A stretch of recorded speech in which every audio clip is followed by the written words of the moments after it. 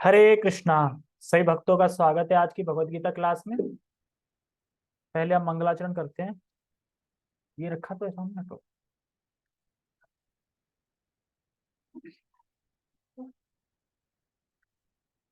ओम अज्ञानतिमिरान्धस्य ज्ञानञ्जनाशलाकया चक्षुरुन्मीलितं येन तस्मै श्रीगुरुवे नमः।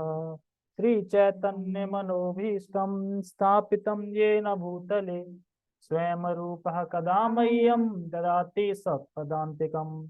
वन्देऽहं श्रीगुरो श्रीयुतापदकमलं श्रीगुरून् वैष्णवांश्च श्रीरूपं साग्रजातं सहगण रघुनाथान्वितं तं सजीवं साधुवेतं सावधूतं परिजन सहितं कृष्ण चैतन्य देवं श्रीराधा कृष्ण पादान सहगण ललिता श्री विशाखाद्विषांच।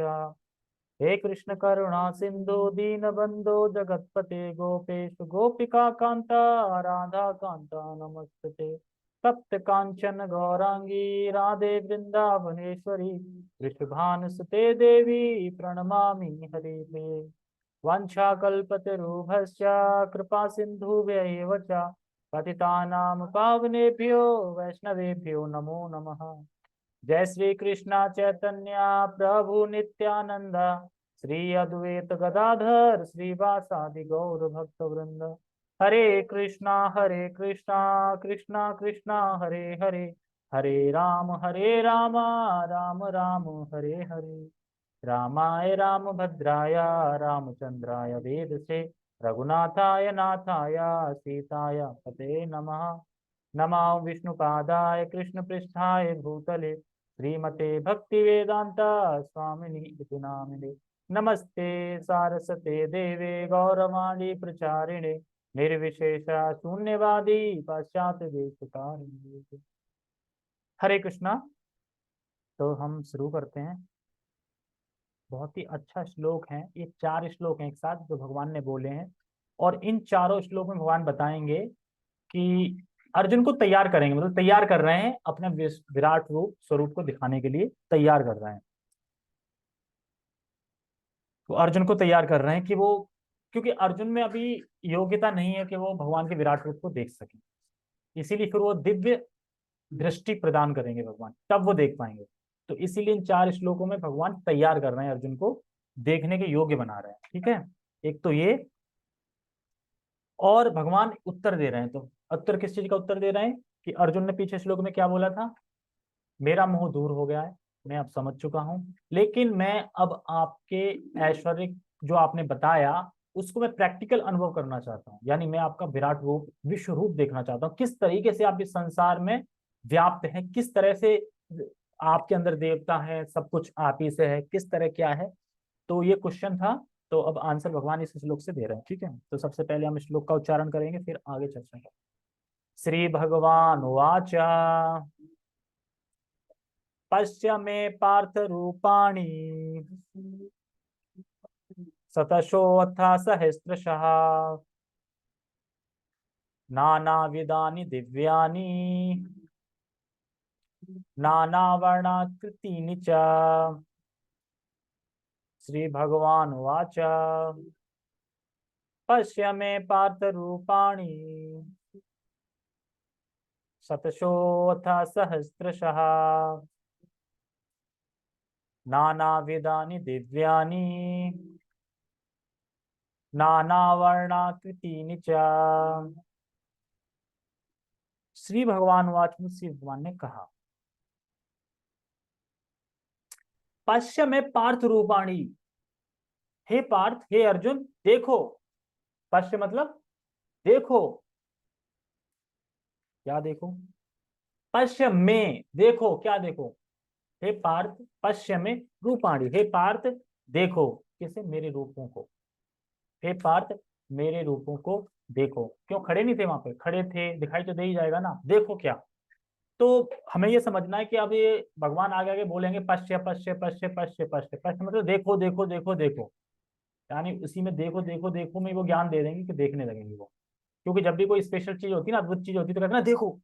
जैसे मान लो कि हम एक लौकिक उदाहरण दे रहा हूँ, जैसे कि हम हम्म, अब कौन सा उदाहरण में कैसे समझ सकते हैं? चलो बेर का ले लेते हैं। बेरी के बेर तो देखे होंगे ना, तो हम देखते हैं बेर, लेकिन जहाँ कहीं अच्छे बेर दिखते हैं तो कहते हैं ना देखो वहां, मतलब वो स्पेशल है ना, देख देख तो रही है ना, लेकिन वहां देखो वो। या फिर कोई एक कोई ज्यादा ही, जैसे मान लो कि रास्ते में जा रहे हो, कोई अद्भुत चीज देख ले एकदम, यार देखना, या कोई अच्छी गाड़ी देख ली, या फिर कुछ भी अच्छा देख लिया, तो उसी को बता रहे हैं भगवान देखो, यानी अब भगवान जो बताने वाले हैं बहुत अद्भुत चीज है, इसलिए बार बार कह रहे हैं देखो देखो देखो। तो क्या अर्जुन नहीं देख रहे हैं? अर्जुन देख रहे हैं, फिर भी कह रहे हैं देखो, यानी देखो, यानी अब देंगे कि देखो, क्योंकि अभी योग्यता है नहीं, तो योग्यता भी तैयार कर रहे हैं योग्यता के लिए। ठीक है, तो क्या समझे पहली लाइन से? पश्चिम में पार्थ रूपाणी, हे पार्थ मेरे रूपों को देखो। अब ये पश्च शब्द कई बार बोलेंगे, तो ये मैंने बता दिया। ठीक है, फिर कह रहे हैं जैसे कि यह रूप बहुत अद्भुत है, और जो रूपों के अंदर रूप आएंगे ना वो भी बहुत अद्भुत है। एक तो भगवान जो दिखाएंगे विश्व रूप, ये रूप, और उसके अंदर भी तो बहुत सारे रूप है ना, देवी देवता, सब कुछ है उसी के अंदर, वो भी बहुत अद्भुत है, तो वो भी देखेंगे। और कह रहे हैं शत सो शत शो अथ सहस्त्रशा। शत शो मतलब 100, और सहस्त्र मतलब 1000, ये उसमें दिखाई देंगे। क्या दिखाई देंगे? सिर मतलब सहस्त्र सिर, सहस्त्र मतलब भुजाएं, सहस्त्र मुख, ये सब चीजें उस विश्व रूप में दिखाई देंगी, इसलिए कह रहे हैं शतो अस्ता सहस्त्रशा।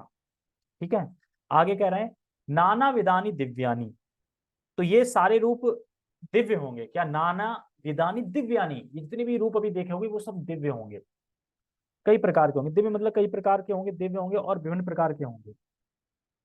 नाना वर्णाकृति नीचा, यानी नाना वर्ण, वर्ण समझते हो? वर्ण, वर्ण मतलब कि नाना वर्ण के होंगे। वर्ण होते ना, वर्ण होते हैं, ये एक वर्ण दो वर्ण, जैसे वर्ण आश्रम हो गया, मतलब वर्ण होते हैं ना, कई इकाइयां, अलग अलग चीजें होती हैं। हाँ, तो नाना वर्ण यानी कई प्रकार के रंग के होंगे। वर्ण मतलब यहाँ पे रंग को बोला जा रहा है कि कई प्रकार के रंग के होंगे, और उनकी आकृतियां अलग अलग प्रकार की होंगी। और उनकी आकृतियां कैसे होंगी? अलग अलग प्रकार की, ऐसा ना कि एक जैसी आकृतियां अलग अलग होंगी, कई प्रकार के रंग के होंगे, वर्ण होंगे। ठीक है, तो ये सब बता रहे हैं। ठीक है, क्या मैसेज? प्रकार, हाँ, हाल मैसेज टाइप कर देते हैं। लैपटॉप पे जल्दी मैसेज टाइप होता है, फोन में वो हट जाता है, जूम पे टाइप करो, फिर जितनी देर हम जूम पे क्वेश्चन टाइप करेंगे उतनी देर जो क्या बोला वो कुछ पता नहीं चलेगा, ये हमेशा याद रखिए, जितना भी तुम करोगे ना पता नहीं चलेगा कि क्या बोल दिया उसने। टेक्स्ट, भगवान ने कहा हे अर्जुन, हे पार्थ, अब तुम मेरे ऐश्वर्य को, सैकड़ों हजारों प्रकार के दैवी तथा विविध रंगों वाले रूपों को देखो। तो देखो बहुत महत्वपूर्ण है। तो अगेन भगवान कह रहे हैं रूपों को देखो। अब इस रूप में हम क्या समझ सकते हैं? रूपों को देखो यानी भगवान का रूप है, लेकिन लोग कुछ हल्ला नहीं कर रहे निराकार है जी, निराकार है, निराकार है, भगवान तो निराकार है, लेकिन भगवान का रूपों को देखो, ये नहीं बोला आप मेरे, आप निराकार को देखो, निराकार तो दिखाई नहीं देगा, निराकार को कैसे देखोगे? निराकार को तो देख ही नहीं सकते। तो रूपों को देखो मतलब रूप है भगवान का, इसीलिए कह रहे हैं। और कह रहे हैं कि भगवान से निकलने वाला जो प्रकाश है, सहस्त्र सूर्य, करोड़ों सूर्य जितना प्रकाश है उसके समान भगवान का प्रकाश है, मतलब या उससे ज्यादा ही होगा। करोड़ों सूर्य के शायद क्षमता नहीं कर सकते भगवान के प्रकाश की, तो उस अंग ज्योति को बोलते हैं निराकार। ठीक है, तो वो भी है, सूर्य के समान भगवान का प्रकाश है, तो भगवान का रूप है। अगर विस्तार भी करें, जैसे भगवान का रूप है, उस रूप से अगर विस्तार कर रहे हैं ना, तो वो विस्तार भी रूप है, मतलब बहुत सारे रूप है भगवान के, तो वो भी रूप है। और फिर वो जब इकट्ठा हो जाते हैं तो वो भी रूप है, तो भगवान का रूप है। तो मतलब भगवान फॉर्मलेस नहीं है, मतलब ऐसा नहीं कि भगवान निराकार है, भगवान का कोई फॉर्म नहीं है, भगवान का कोई रूप नहीं है, ऐसा नहीं। तात्पर्य, और इसमें टीका में बता रहे थे दो तीन चीजें अच्छी जो कि बहुत समझने वाली हैं। अब भगवान 4 श्लोकों में दिखाएंगे, हम मतलब अब 4 श्लोकों में देखेंगे कि सारे देवता उनके विश्व रूप में स्थित हैं, क्योंकि भगवान ने देखो स्टार्ट जब किया था तो अपने देवताओं से किया था ना, 8 वसु, आदित्य, आदित्यों में मैं हूँ बोला था ना, मतलब 12 आदित्य होते हैं, 8 वसु होते हैं, मुनि होते हैं, ये सब मिला के जिनसे फिर सृष्टि प्रारंभ हुई, मतलब जिनने फिर बढ़ाया आगे। जैसे कि जब ब्रह्मा जी जब परेशान हो गए थे कि सृष्टि कैसे हुई, तो कर्दम मुनि थे, तो कर्दम मुनि उनके अच्छे पुत्र थे, तो उनने तुरंत कह दिया कि हाँ मैं मतलब सृष्टि करूंगा। हालांकि वो मतलब कि क्या बोल, तपस्या में थे, मतलब योग कर रहे थे। लेकिन फिर उन्होंने कहा कि मैं गृहस्थ जीवन भी, मतलब गृहस्थ जीवन में भी जाऊंगा। तो उसके बाद फिर वो प्रार्थना करते हैं भगवान से, तो फिर भगवान कहते हैं कि मनु, स्वयंभु मनु है, उनकी पुत्री होगी, उनसे शादी होगी। तो उसके बाद ब्रह्मा जी बड़ा प्रसन्न हो जाते हैं कथन में कि यार ये अच्छा लड़का है, ये सृष्टि फैला रहा है। तो उनसे 9 कन्याएं हुई, और फिर बाद में कपिल देव भगवान, भगवान खुद कपिल देव भगवान आए, अ, वो उनके पुत्र थे।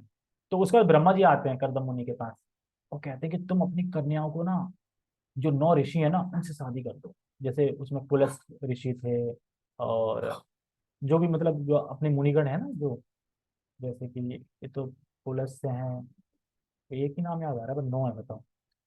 तो ऐसे जो ऋषि हैं उनको सौंप दो, तो ये फिर तुम्हारी कन्याएं फिर ये और सृष्टि बढ़ाएंगे आगे। तो इस तरीके से वहां से ऐसे कोई बोले ना कि कैसी इतनी जनसंख्या हो गई, ऐसे ही हुई है। ब्रह्मा जी आए, ब्रह्मा जी से फिर ऋषि आए, मुनि आए, फिर कर्दम मुनि से उनकी 9 कन्याएं हुई, 9 कन्याएं से फिर बहुत सारी सृष्टि हुई, इस तरीके से। तो ये सब, तो उसके बाद फिर वो चले जाते हैं, वैराग्य का जीवन ले लेते हैं। तो वो ये बताते हैं, देखो भले ही घर में भगवान है, क्योंकि उनके तो खुद पुत्र के रूप में भगवान आए, कपिल भगवान, फिर उन्हें वैराग्य लेने की जरूरत क्या थी, उनके घर में तो भगवान आ ही गए ना।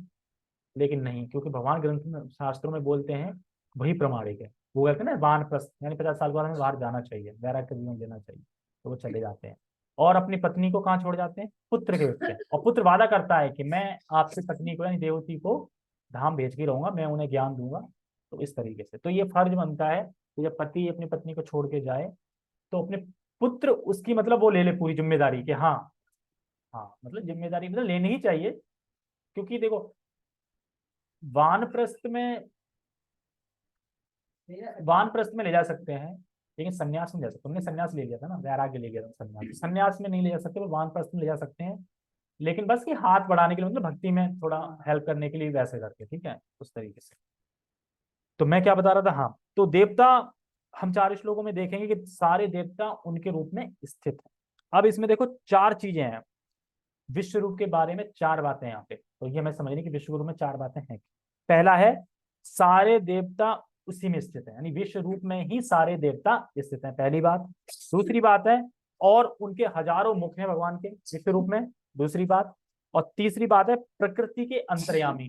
प्रकृति के अंतर्यामी मतलब वही 3 विष्णु बताए थे ना, क्षीरोदकशाही विष्णु, यानी पहले थे महाविष्णु, वो जब उनसे ब्रह्मांड निकलते उस ब्रह्मांड में प्रवेश करते हैं गर्भोदकशाही विष्णु के रूप में। और फिर ब्रह्मांड के अंदर प्रत्येक अणु में, हर छोटे छोटे अणु में, प्रत्येक जीव में अपने आप को अपना प्रवेश करते हैं क्षीरोदकशाही विष्णु के रूप में। तो ये हो गया ना प्रकृति के अंतर्यामी, मतलब प्रकृति, ठीक है। और चौथा है काल स्वरूप। एक काल स्वरूप आता है तब अपना विश्व रूप दिखाते हैं, मतलब कि ये संसार सृष्टि होती है, फिर एक काल आता है कि सृष्टि खत्म हो जाती है, फिर एक काल आता है तो ये काल के अधीन है। इसीलिए इसको कहते हैं कि विराट रूप भौतिक रूप है। क्यों? क्योंकि ये शाश्वत नहीं है, सच्चिदानंद है। क्यों? क्योंकि जब सृष्टि हो रही तब है, और सृष्टि जब नहीं हो रही तब नहीं है। लेकिन भगवान का जो धाम है वहां तो भगवान सच्चिदानंद रहते हैं। इसीलिए श्रीमद् भागवतम में प्रथम कैंटो में जब अवतारों का वर्णन करते हैं सुखदेव गोस्वामी, तो उसमें विराट रूप विश्व रूप को नहीं लिखते, क्योंकि वो कोई रूप नहीं है भगवान का, काल्पनिक रूप, भौतिक रूप, मतलब नष्ट शाश्वत नहीं है भौतिक रूप, इस तरीके से। हाँ, तो इसीलिए इसमें पश्य पश्य पश्य आएगा, पश्य मतलब देखो, तो बार बार पश्य आएगा, यानी यह विश्व रूप बहुत अद्भुत है, तभी भगवान कह रहे हैं देखो। अब बताओ, हम जब कुछ किसी से बोलते हैं स्पेशली तो देखो, तो यानी बहुत अच्छी चीज होगी तब बोलेंगे देखो। और अगर भगवान बोल रहे हैं देखो, तो वो कितनी अच्छी चीज होगी, बहुत अच्छी चीज होगी। इसलिए तो पश्य मतलब क्या है, अभी देखने के योग्य नहीं हो आप। पश्य मतलब देखो, मतलब अभी तुम देखने के योग्य नहीं हो, लेकिन मैं कह रहा हूं देखो, तो योग्य हो जाओगे देखने के। तो ये कह रहे हैं, पश्य मतलब अभी देखने योग्य नहीं हो, लेकिन पश्य बोल रहे हैं यानी मेरी कृपा से अब देखने के योग्य बन जाओ। Sorry, फिर बन जाओगे। तात्पर्य, अर्जुन कृष्ण के विश्व रूप का दर्शनाभिलाषी था, दिव्य होकर भी दृश्य जगत के लाभार्थ प्रकट होता है। क्या होता है? अर्जुन कृष्ण के विश्व रूप का दर्शनाभिलाषी था, मतलब देखने का इच्छुक था, दिव्य होकर भी दृश्य जगत के लाभार्थ प्रकट होता है, फलतः वह प्रकृति के अस्थायी फल द्वारा प्रभावित है। यहाँ ये बता रहे हैं, देखो, सृष्टि होगी तभी विश्व रूप होगा, सृष्टि नहीं होगी तो विश्व रूप कहां से होगा? तो कोई स्थान नहीं है। अगर सृष्टि नहीं रही तो कोई स्थान ही नहीं है, तो विश्व रूप होगा कैसे? मतलब विश्व रूप मतलब ये है कि सृष्टि होगी तो ही तो वो विश्व रूप है ना, सारे ग्रह हैं उसमें, सारा कुछ है। अब सृष्टि नहीं है तो फिर विश्व रूप कहाँ से आएगा? विश्व रूप बनेगा कैसे मतलब?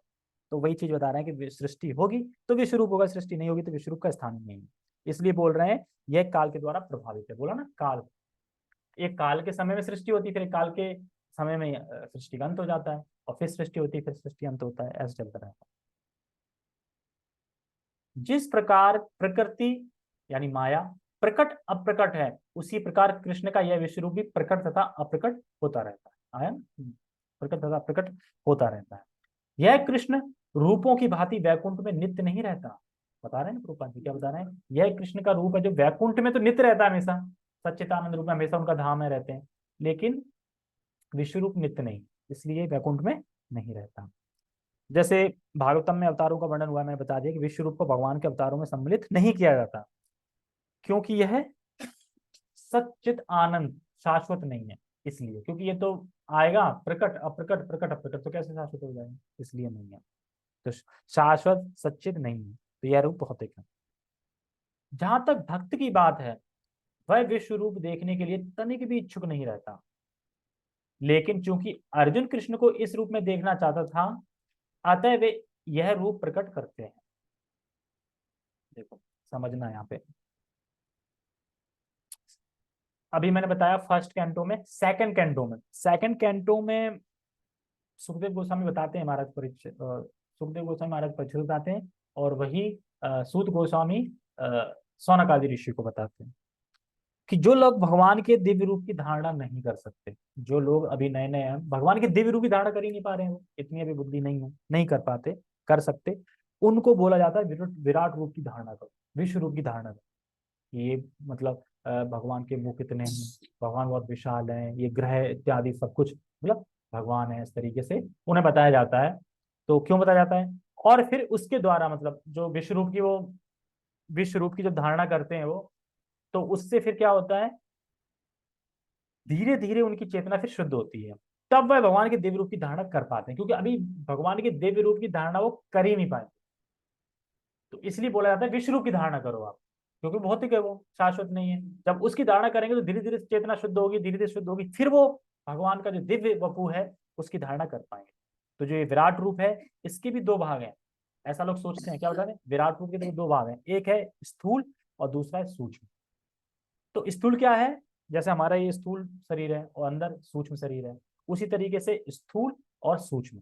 तो स्थूल क्या है? जो ग्रह इत्यादि हैं वो सारे स्थूल हैं, और उसके बाद एक मतलब इससे परे भी एक सूक्ष्म है, मतलब सूक्ष्म मतलब सूक्ष्म फॉर्म भी है इससे परे, ऐसा सोचते हैं। तो ऐसे लोग धारणा करते हैं कि जो ग्रह इत्यादि हैं वह विराट रूप है, और इसके परे एक सूक्ष्म रूप भी है, पर ये दोनों रूप ही भगवान के रूप नहीं है। ना तो विराट रूप भगवान का रूप है, वो तो खाली भौतिक रूप है, दिखाया जाता है और खत्म हो जाता है, ठीक है, और ना ही कोई सूक्ष्म रूप है भगवान का ऐसा, ठीक है। तो बता रहे हैं तो भगवान के ही रूप नहीं है, लेकिन भगवान का रूप सच्चित आनंद है, तो भक्त विराट रूप को नहीं देखना चाहिए, क्योंकि ये भौतिक रूप है, इसलिए भक्त नहीं देख, तनिक भी देखना नहीं, रुचि नहीं रखते देखने में। और आगे अर्जुन भी रुचि नहीं रखेंगे, अर्जुन भी कहेंगे कि नहीं आप अपना वही रूप दिखाओ, नहीं भाई ये नहीं देखना, मैं वही रूप दिखाओ, तो भक्त देखना ही नहीं चाहते। तो भगवान का रूप सच्चित आनंद है, तो भक्त विराट रूप को ही देखना चाहते हैं, वह भगवान के दिव्य रूप का ध्यान करते हैं, धारणा करते हैं और चर्चा करते हैं उसी की। तो सामान्य व्यक्ति इस रूप को नहीं देख सकता, श्री कृष्ण द्वारा शक्ति प्रदान किए जाने पर ही इसके दर्शन हो सकते हैं। अब अगले श्लोक में फिर आएगा पश्य, आया ना, देखो, यानी फिर देखो आएगा। बहुत छोटा श्लोक था आज, छोटा कहाँ था, 8 हो गए। ओके, पढ़े या फिर बंद करें? कोई बोला ही नहीं, बोल सकते हैं क्योंकि मैंने स्पीकर लगा रखा है। अच्छा बोलेंगे कहाँ? ठीक। मथुरा वृंदावन धाम की जय। तो हम जो चर्चा इस पे कर रहे थे, वो चर्चा हमारी खत्म हुई थी जन्माष्टमी। हमारा चर्चा चल रही थी कि जो विशेष समय होता है उस पे क्या फल मिलता है, मथुरा क्या फल देती है विशेष तिथि पे, जैसे कि अ, एकादशी हो, द्वादशी हो, जन्माष्टमी हो, राधाष्टमी हो, या और चतुर्मास हो, जो भी फेस्टिवल है ना, उन पे मथुरा क्या फल देती है। उसके बाद भरा पुराण के अनुसार जन्माष्टमी दिने प्राप्ते तत्र यो मां प्रपश्यति जन्म कोटि कृतं पापम तत्क्षणादेव नश्यति। जो व्यक्ति जन्माष्टमी के दिन मथुरा में मेरे दर्शन करता है उसके करोड़ों जन्मों के पाप एक क्षण में नष्ट हो जाते हैं। मथुरा जाना है एकादशी वो जन्माष्टमी के दिन और बस भगवान के दर्शन कर, जैसे ही भगवान के दर्शन करोगे तत्क्षण तमाम जन्मों के जो भी करोड़ों जन्मों के जो भी पाप है वो खत्म। इसीलिए इस्कॉन इतना बिग फेस्टिवल मनाता है, इतना लोग इतना इकट्ठा होते हैं जन्माष्टमी के दिन, और किसी फेस्टिवल में नहीं होती। इस्कॉन सबसे ज्यादा कितनी लाइन लगती है, क्यों? क्योंकि जो सिर्फ देख रहा है भगवान को उसके करोड़ों जन्मों के पाप नष्ट। अब करोड़ों जन्म पाप नष्ट हो रहा है वो वृंदावन है, लेकिन सामान्य अगर जगह पे देखेंगे तो कम होंगे। या फिर द्रौपदी तो कहते हैं कि जहां मेरे भक्त हैं और जहां मेरा कीर्तन होता है और जहां वह है वो वृंदावन है, तो कोई भेद नहीं है। लेकिन अगर हम स्पेशल जा सकें जन्माष्टमी के दिन वृंदावन, हाँ नहीं, बाकी बिहारी में तो अभी मैं गया था तब भी उसमें इतनी भीड़ थी कि डर लग रहा था कि बस कुछ ना था। और इसलिए तो बाकी बिहारी को भैया दूर से ही प्रणाम कर लिया करेंगे, दूर से ही प्रणाम कर लिया करेंगे, बाकी बिहारी बस। हाँ तो जहाँ ज्यादा भीड़ होती है वहाँ पे फिर तो ऐसे टाइम पे जाएं। और वैसे अपने इस्कॉन में तो एक जन्माष्टमी को हो ही जाते हैं अगर लाइन में लग, क्योंकि लाइन एकदम पुलिस वगैरह सही लग जाती है, सब कुछ जाता है, लाइन में धीरे लग लग के पहुंच ही जाओगे, टाइम से पहुंच जाओगे तो। और मॉर्निंग में जाओगे तो वो लाइन भी नहीं लगेगी ज्यादा, डायरेक्ट ही हो जाएंगे। तो इसलिए जन्माष्टमी के दिन एक दिन वृंदावन चलना चाहिए। अब जन्माष्टमी में पता नहीं रूम अवेलेबल होंगे कि नहीं, हाँ अगर मिल, अच्छा हाँ यही सेवा मिल जाएगी तो फिर कहाँ जाता है। ठीक है, तो हमें मतलब प्रयास करना चाहिए जाने का और दर्शन कर, सिर्फ दर्शन मात्र से कुछ करना नहीं है। इसीलिए बताओ कि लोग आते हैं ना, मतलब देखो जन्माष्टमी कैसा है कि तुम किसी से बोलोगे तो वो मना नहीं करेगा, भले ही वो धार्मिक हो या ना हो, क्योंकि इतना तो सब मानते हैं जन्माष्टमी को, तो सब सेलिब्रेट करते हैं ना, मटकी फोड़ते हैं, सब करते हैं। यहाँ तक कि मुस्लिम भी करते हैं, सब करते हैं मतलब लड़के। तो कोई मना नहीं करता, हम किसी को ले जा सकते हैं, और हम जिसको ले जा रहे हैं आप सोच नहीं सकते कि उस पर कितना बड़ा उपकार कर, करोड़ों जन्मों के पाप नष्ट हो रहे हैं, भले ही उसने आज तक कुछ नहीं किया हो भगवान के लिए, लेकिन एक बार जन्माष्टमी दर्शन तो कर लेगा। और जहाँ भीड़ हो वहां तो तुम्हें पता है कि भले ही कुछ पता ना हो, भीड़ है ना तो कुछ होगा। जैसे कि दीपदान में क्या होता है, सब दीपदान कर रहे हैं, कूद रहे, तो हम भी कर लेते हैं फिर। क्यों कर रहे हैं ये नहीं पता कि क्या फल है, क्यों कर रहे हैं, बस सब दिखा रहे हैं तो हम भी दिखा देंगे। तो वो बड़ा इंटरेस्ट लेते हैं ना, तो भीड़ ज्यादा हो जाती है, तो अगर सब करेंगे तो फिर लगता है यार कुछ तो हो रहा होगा।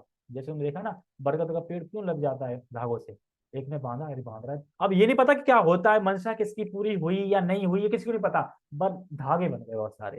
तो इंडिया में ये फेमस है कि एक चीज जो करो फिर वो लाइन लग जाती है वहाँ। तो ये अच्छा मौका है, जब भी जन्माष्टमी आए तो ले जाओ लोगों को, दर्शन कराओ भाई। दर्शन करेंगे तुम करोड़ों पाप, देखो पाप का मतलब होता है कृष्ण भक्ति या भक्ति करने में बाधक चीजें, मतलब पाप मतलब बाधक, मतलब कि पाप करने नहीं दे रहा है भक्ति, तो मतलब बाधक है एक तरह से भक्ति करने की। तो जब पाप खत्म होंगे तो वो बंधन है, वो बाधक है, वो खत्म होगा तो भक्ति कर पाएगा। ये चीज समझते ठीक है, आगे पढ़ते। भाद्रे मासी मम अष्टम्याम यह करोति ममार्चनम सर्व पापा विनिर्मुक्तो मम स्थानम सगच्छति। जो व्यक्ति भाद्र मास में जन्माष्टमी में मेरी पूजा करता है, भाद्र मास में आती, वह सभी पापों से मुक्त हो जाता है और मेरे धाम को आता है। और पता क्या करता है, पहले क्या बोला, दर्शन करता है, खाली देखता है, अब क्या बोल रहे हैं, पूजा करता है। हाँ, जो व्यक्ति भाद्र मास में जन्माष्टमी मेरी पूजा करता है, ये बात तो मथुरा की चल रही है ना, मथुरा मास में तो मथुरा की बात होती है, तो धाम जाता है वो। तो कहीं प्रभु जी से बोले प्रभु जी, और क्या पता सेवा वहां मिल जाए वृंदावन में, अगर वहां अपन रेगुलरली हो जाए तो वहां भी सेवा मिल जाएगी, ऐसी बात नहीं कि वृंदावन में सेवा नहीं मिलेगी, वहां भी मिल जाएगी। प्रभु जी गौशाला के वो हैं तो कहीं ना कहीं तो सेवा दे ही देंगे। सर्वं तप्तं तपस्तेना सर्वदानं च ते कृतं ये कृतं मथुरां गत्वा भाद्रेष्टिम्यां भाद्रे हस्तम्यां वसुंधरे स्त्रुत्वा विश्रांति तीर्थेषु पूजनम एव लोकनम। जो लोग भाद्र मास की जन्माष्टमी में मथुरा में जाकर विश्रांति तीर्थ में स्नान करते हैं, विश्रांति तीर्थ कौन सा है, अक्रूर तीर्थ है ना? विश्राम, अब जो भी हो विश्रांति तीर्थ में स्नान करते हैं, मेरी पूजा करते हैं और मेरे विग्रह रूप को देखते हैं, उनके द्वारा सभी तपस्याएं स्वतः हो जाती और सभी दान स्वतः हो जाते। यानी दान तपस्या। अब सोच के देखो, कलयुग ज्यादा अच्छा है या फिर सतयुग, ये बताओ क्यों। बहुत सारी छूट दे गई है, लेकिन कलियुग में लोगों की बुद्धि इतनी मंद है कि वो ये भी नहीं समझ पा रहे कि नाम से ही प्राप्ति है भगवान की। अगर सतयुग में जन्म मिल गया ना तो लाखों लाखों साल लगे रहेंगे तपस्या करने में, खड़े रहेंगे तब जाके मिल पाएंगे, और तब भी ना मिल पाए। और यहाँ पे तो मात्र इससे मिलता है कलयुग में, तो कलयुग की विशेष करता है, इसीलिए तो कलयुग को नहीं माना। दुर्गुण बहुत हैं पर अच्छे गुण भी हैं। तो तपस्या सती हो जाती है और सभी दान स्वतः ही हो जाते हैं। नारद मुनि कार्तिक मास के फलों का पद्म पुराण के कार्तिक महात्म्य से कहते हैं, क्या कहते हैं, क्या कह रहे हैं। नारद मुनि कार्तिक मास के फलों को पद्म पुराण के कार्तिक महात्म्य से कहते हैं, कार्तिक महात्म्य। यत्र कुत्रापि यत्र कुत्रापि देशे च कार्तिके स्नान दानतः अग्निहोत्र समम फलम पूजयाम तो विशेषतः। कार्तिक मास में पवित्र स्थानों में स्नान और दान करने से किसी भी देश में व्यक्ति अग्निहोत्र यज्ञ के समान पुण्य प्राप्त कर। क्या बता रहे हैं यहाँ पे, देखो कार्तिक मास में पवित्र स्थानों में, मथुरा की बात नहीं हो रही है, पवित्र स्थानों में जो कोई स्नान करता है, स्नान और दान करने से किसी भी देश में व्यक्ति, मतलब किसी भी देश में व्यक्ति अग्निहोत्र यज्ञ जो होता है ना, समान पुण्य प्राप्त कर लेता है। मतलब किसी भी देश में जो अग्निहोत्र यज्ञ कर रहा है उसका पुण्य प्राप्त कर लेता है। कहाँ पे, किसी भी तीर्थ स्थान में जो कोई कार्तिक के मास में स्नान कर। आप बताएंगे, कुरुक्षेत्र कोटि कोटि गुणो गंगायामापि तस्तमः ततो अधिकः पुष्करे स्याद्वारकायाम तु भार्गवा। जब कुरुक्षेत्र में या गंगा के तट पर ये कृत्य किए जाते हैं तो लाभ कोटि गुना बढ़ जाता है। यानी किसी पवित्र स्थान बताया, अब बताना अगर कुरुक्षेत्र में कर रहा है कोई, गंगा में कर रहा है, तो लाख गुना इसके बढ़ जाता है। तो हे भार्गव, पुष्कर या द्वारका में यह लाभ और भी अधिक है। अभी मथुरा नहीं बताया। कृष्णसाला कृष्णसालोक्य दो मासः पूजा स्नाश्च कार्तिका अन्या पुरस्तमाना भवंती मथुराम विना। अब बता रहे हैं, कार्तिक मास के समय मथुरा में स्नान और पूजा भगवान कृष्ण के लोक में स्थान की प्राप्ति कराता है। अब वो ज्यादा थे पुण्य या फिर ये ज्यादा है, ये कहाँ कौन सा लोक प्राप्त कर रहा है, कृष्ण लोक। अब कृष्ण लोक कौन सा है, गोलोक। कृष्ण तो कृष्ण रहते हैं वहीं तो जाएंगे ना, तो कृष्ण का लोक तो गोलोक है, तो इसलिए हमें वहां पे। परंतु अन्य पवित्र स्थान सामान्य फल की प्राप्ति कराते हैं, बताए ना, मतलब वहां पे करोड़ों गुना 10 गुना फल बढ़ जाएगा, या फिर अग्निहोत्र यज्ञ मान लो उससे भी मिल जाएगा। लेकिन यहाँ पे तो डायरेक्ट भगवान के साथ चले जाओ, मतलब भगवान के धाम लोक प्राप्त हो जाए। दामोदरत्वं हि हरिस्तत्रैवासीत्यतः किलः मथुरायां ततस्तृज्यो वैकुंठ प्रीति वर्धनः कार्तिको मथुरायां वै परमां वधि इष्यते। क्योंकि कृष्ण मथुरा में दामोदर बन गए थे, इसलिए मथुरा में यह समय भगवान कृष्ण को सर्वाधिक प्रिय है। कार्तिक में ही तो दामोदर लीला हुई थी, इसलिए बहुत प्रिय है। कार्तिक में मथुरा में व्रतों का पालन करने से सबसे अधिक फल था। कार्तिक कार्तिक के महीने में सब कुछ ज्यादा होता है, दान करो वो ज्यादा होता है, इसलिए तो प्रभु जी कह रहे थे बचा के रख लो टैक्स 10-10%। जैसे ही कार्तिक आएगा दे धनाधन भक्तों को प्रसाद खिलाएंगे। अभी इसी में आएगा आगे, सबसे भगवान को प्यारा लगता है जब भक्तों को घी से डुबा डुब होके जो खिलाया जाए, वो सबसे ज्यादा। ठीक है, टैक्स नंबर 174 को हम कल पढ़ें। कल तो मुश्किल क्लास होगी ना, संडे पढ़ेंगे, कल क्लास नहीं होगी, ठीक है। हरे कृष्णा, कल क्योंकि मेरी क्लास, ठीक है। ये क्या हो,